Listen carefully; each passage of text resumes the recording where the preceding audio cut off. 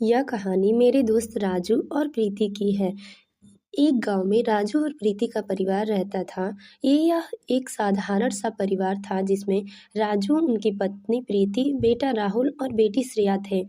राजू एक छोटी सी नौकरी करते थे और उनके जीवन का एकमात्र सपना था कि उनके बच्चे पढ़ लिख कर कुछ बन सकें, ताकि उन्हें वो संघर्ष ना झेलना पड़े जो उन्होंने किया था। राजू हर दिन सुबह जल्दी उठकर अपने काम पर निकल जाते और देर शाम को घर लौटते। सीमित वेतन में परिवार की जरूरतें पूरी करना आसान नहीं था, फिर भी वे खुद की इच्छाओं का गला घोटकर बच्चों की पढ़ाई पर ध्यान देते। उनका मानना था कि उनके बच्चों का भविष्य उनके त्याग पर निर्भर करता है। प्रीति ने भी राजू का साथ देने के लिए बहुत कुछ त्याग किया था। अपने बच्चों की खुशी के लिए वो हर दिन खुद की ज़रूरतों को पीछे छोड़ देती। सीमित संसाधनों में वह कोशिश करती कि बच्चों को कभी कोई कमी महसूस ना हो।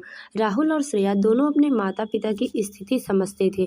उन्हें यह असहाय था कि उनके माता पिता उनके लिए कितनी मेहनत करते हैं। राहुल पढ़ाई में बहुत होशियार था और श्रेया भी अपनी माँ की तरह समझदार थी। दोनों भाई बहन अपने माता पिता की उम्मीदों पर खरा उतरने की पूरी कोशिश करते थे। एक दिन जब श्रेया अपने सहेलियों के साथ बाजार गई तो वहां उसकी मुलाकात एक अमीर लड़के से हुई जिसका नाम करण था। करण एक अच्छे परिवार से था और उसकी आंखों में एक चमक थी जो श्रेया को आकर्षित करती थी। दोनों के बीच बातें होती गईं और एक दूसरे के प्रति आकर्षण बढ़ने लगा। करण ने श्रेया को प्रपोज किया और कहा वह उसे अपने परिवार से मिलवाना चाहता है। श्रेया ने करण के साथ समय बिताना शुरू कर दिया, लेकिन उसे यह भी पता था कि उसके माता पिता की आर्थिक स्थिति उसके सामने क्या है। उसने करण को अपने माता पिता के संघर्ष के बारे में बताया और कहा कि उन्हें उनके परिवार की मदद की ज़रूरत है। करण ने कहा मैं तुम्हारे परिवार की हर संभव मदद करूंगा, लेकिन जैसे जैसे समय बीतने लगा श्रेया को यह एहसास हुआ कि करण की चाहत केवल उसे पाना नहीं बल्कि उसके माता पिता की संपत्ति और सामाजिक स्थिति का फायदा उठाना भी है। उसे डर था कि यदि उसने करण के साथ शादी की तो वह अपने परिवार को भूल जाएगी। इसी बीच प्रीति की तबीयत फिर से बिगड़ने लगी। घर की जिम्मेदारियां बढ़ गई और राजू का काम भी प्रभावित होने लगा। राहुल ने अपनी पढ़ाई छोड़कर नौकरी करने का मन बना लिया ताकि घर का खर्चा चल सके और माँ का इलाज भी ठीक से हो सके। एक दिन जब राहुल ने करण को श्रेया के साथ देखा तो उसे लगा कि करण का इरादा ठीक नहीं है। उसने श्रेया से कहा तुम्हें करण से दूरी बनानी चाहिए, वह हमारे परिवार को सिर्फ अपनी स्वार्थ के लिए इस्तेमाल कर रहा है। श्रेया ने राहुल की बात को अनसुना कर दिया, लेकिन राहुल की चिंता बढ़ गई। श्रेया ने यह बात करण से बताया तो करण को गुस्सा आया और बोला मैं तुम्हारे भाई को मार दूंगा अगर शादी नहीं हुई तो श्रेया ने बोला तुम मेरे भाई से जाकर बात करो, वो मान जाएगा। कुछ दिनों बाद करण ने राहुल को एक सुनसान जगह बुलाया।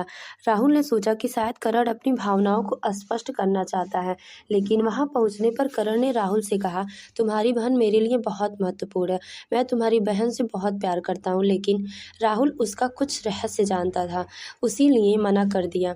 इस पर करण ने गुस्से में आकर कहा तुम मेरी राह में आ रहे हो और मैं तुम्हें इस तरह से नहीं जाने दूंगा। तभी उसने राहुल पर हमला किया। राहुल ने बचने की कोशिश की, लेकिन करण ने उसे गंभीर रूप से घायल कर दिया। जब श्रेया को यह बात पता चली तो वह बुरी तरह से डर गई। उसने तुरंत अपने माता पिता को बताया और राहुल को अस्पताल ले जाने की कोशिश की, लेकिन तब तक बहुत देर हो चुकी थी। राहुल की चोट इतनी गंभीर थी कि उसे बचाया नहीं जा सका। राजू और प्रीति अपने बेटे की मौत के सदमा में चले गए। उनका जीवन एक पल में बदल गया। श्रेया ने करण से अपने रिश्ते को खत्म कर दिया और उसे अपने परिवार का साथ देने का वादा किया। उसने अपने भाई की याद में ठान लिया कि वह अपने परिवार को मजबूत बनाएगी। लेकिन कहानी यहाँ खत्म नहीं होती। कुछ महीनों बाद श्रेया ने अपने भाई के साथ हुए हादसे की जांच कराने का निर्णय लिया। उसने अपनी जानकारियों के आधार पर पता चला कि करण केवल एक अमीर लड़का नहीं बल्कि वह एक अपराधी गिरोह का हिस्सा था। उसने परिवार की दौलत का असली स्रोत अवैध धंधे थे और वह श्रेया के जिस्म के लिए उसके पीछे पड़ा था और ऐसा नाटक रचा था। श्रेया ने ठान लिया कि वह करण और उसके गिरोह को उसके अपराधों को सजा दिलवाएगी। उसने एक स्थानीय पत्रकार से संपर्क किया और उसे अपने भाई के साथ हुए हादसे के बारे में बताया। पत्रकार ने इस कहानी को ध्यान से सुना और श्रेया की मदद करने का वादा किया। जांच के दौरान श्रेया ने कई सबूत इकट्ठे किए और पुलिस को जानकारी दी कि पुलिस ने करण और उसके गिरोह के खिलाफ कार्रवाई की और अंततः करण को गिरफ्तार कर लिया गया।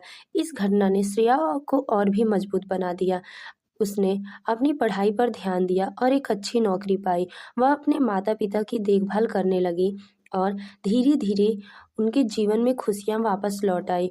कहानी इस बात पर समाप्त होती है कि श्रेया अपने परिवार के प्रति निष्ठा देखते हुए अपने सच्चे रिश्ते और मूल्यों को प्राथमिकता दी। परिवार का त्याग और एकता उसके लिए सबसे महत्वपूर्ण चीज़ है और इसने उन्हें सभी चुनौतियों को पार पाने में मदद की। यह कहानी हमें सिखाती है कि सच्चे परिवार वही हैं जो हर स्थिति में एक दूसरे का साथ ना छोड़े, चाहे हालात कैसे भी हो और कभी भी अन्याय के खिलाफ खड़े होने से ना डरें। Thank you for watching my video and ये स्टोरी आप लोगों को पसंद आया हो तो please subscribe my channel. Thank you so much.